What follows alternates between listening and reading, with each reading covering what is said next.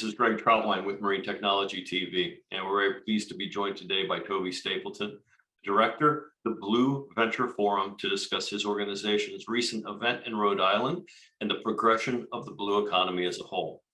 Toby, I'm sure that many people watching this know the Blue Venture Forum. To start us off, can you give us a short background on the organization with insights on its size, scope, and reach?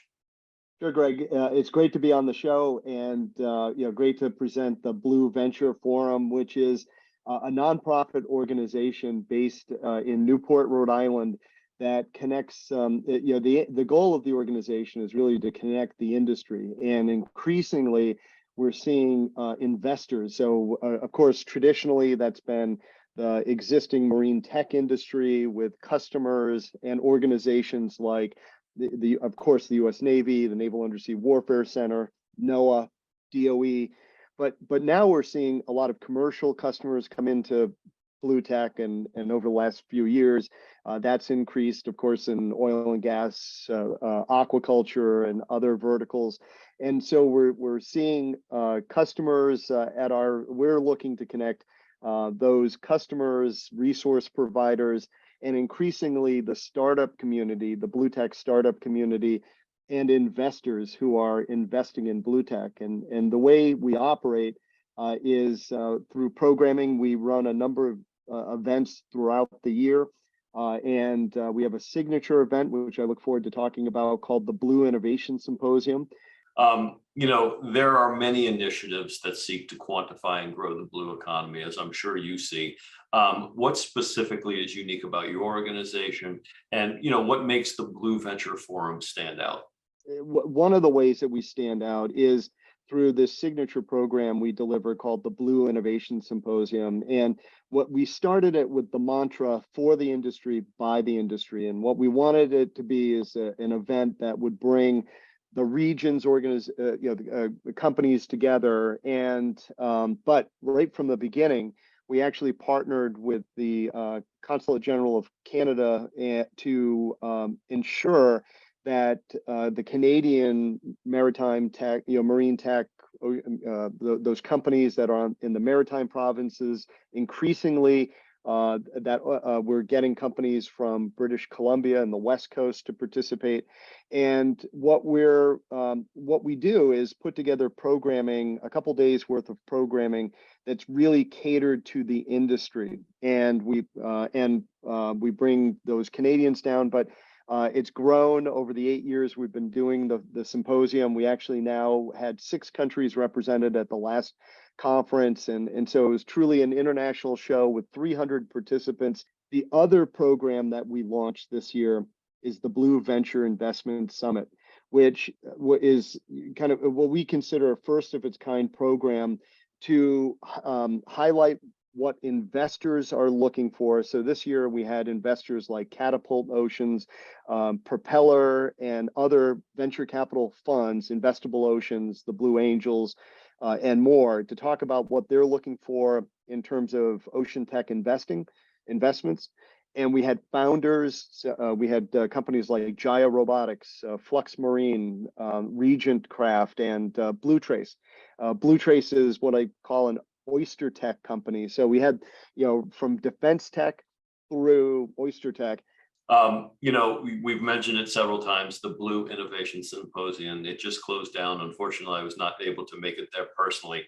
Looking back on the week, what do you consider to be the highlights? We had, so the big news is we had 300 people in attendance, and or a little more, and we had more than 54 speakers and panelists over the course of the couple days, and that to me is a highlight, because we're post-COVID. It was our first fully face-to-face conference. Last year we did a hybrid event, and I was happy to do this as a fully face-to-face program where again, you could feel the energy in the room, and that networking that's so key to getting deals done. Business development happens in this industry very much in a face-to-face environment and beyond. So the highlights this year were that venture investment summit. One of the things that we heard from the investors is that at least in the U.S. market, despite what's happening in the broader tech investing climate, that we're going to see investments continue in blue tech startups, especially those at the nexus of blue and climate, right? So if you've got something that is addressing one of these big challenges, if you've got a solution or piece of tech that is addressing climate change, these big problems that the planet is facing, that there are investors, and a lot of money has been formed over the last 2 years that's specifically looking to invest in those innovations. So I think that was a takeaway, that investing is going to continue to happen. The deal flow will be challenging. Those investors will be challenged to find those, scalable, good, sort of scalable, investable businesses. And what we hope to do is to provide a platform for connecting those companies with those investors.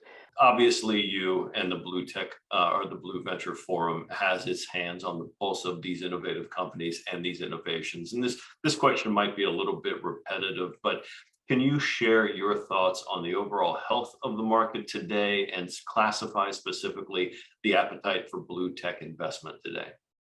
Yeah, sure.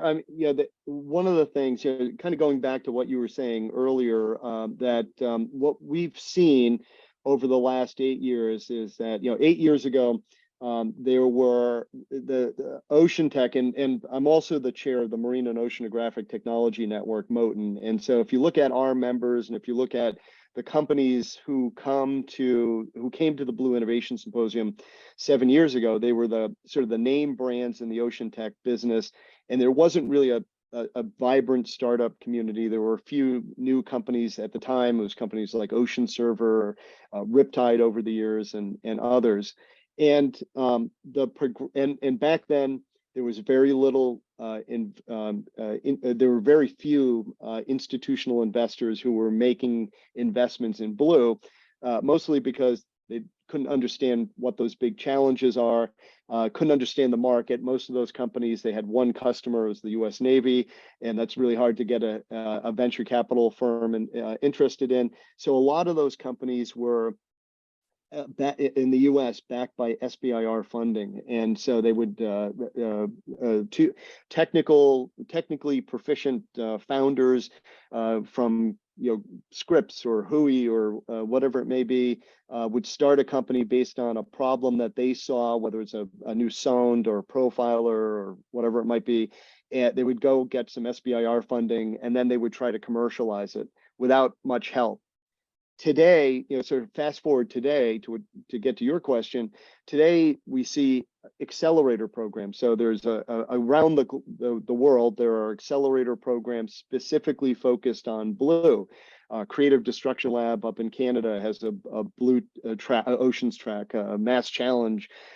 Catapult, which is a venture capital group based in Norway, has as part of their fund an accelerator program. So there's lots of help a blue tech founder can go today, where a blue tech founder can go today, to help them not on the tech, but on the business side of it, which is the challenge for somebody who might have a PhD from somewhere like MIT, but just doesn't know how to commercialize a company, and everything in between. So there's a lot of help available, and investors are increasingly looking at blue because they see the parallel between where blue tech is today and where clean tech was 10 to 15 years ago, and they see what's going on in that space, and so we're seeing investors interested in renewable energy. We're seeing investors interested powers.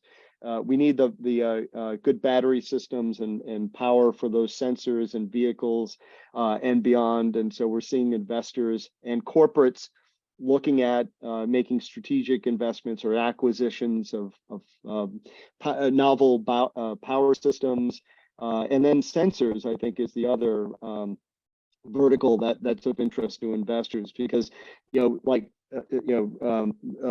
this industry is very good at making hardware.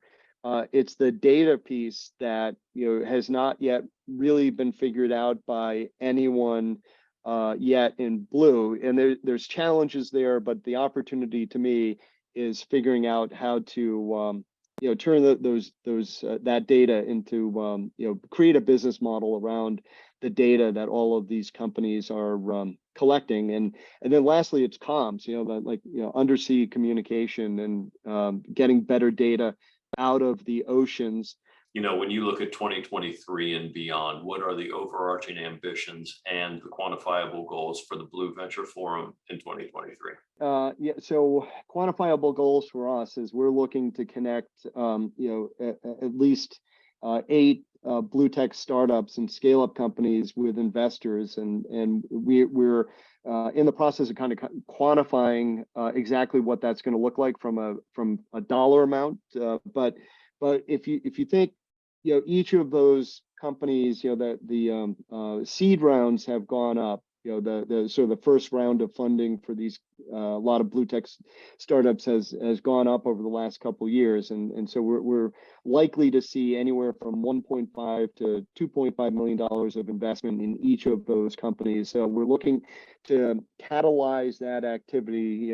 Deliberately connect investors with these scale up blue tech companies, and then try to help the investors understand what the opportunity is, and to help the founders understand what it takes to work with a VC, because that's also not always easy. And then the other is, we're doing things like a demo day on May 4th, sorry, of 2023.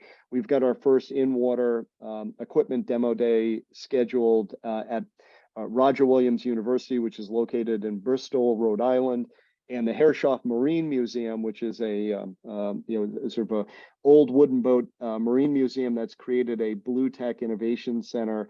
So we've partnered with them and the university to deliver an in-water demo, and the audience is investors. We're going to be inviting investors to participate and see these novel technologies. So we've got a kind of a full agenda for 2023, and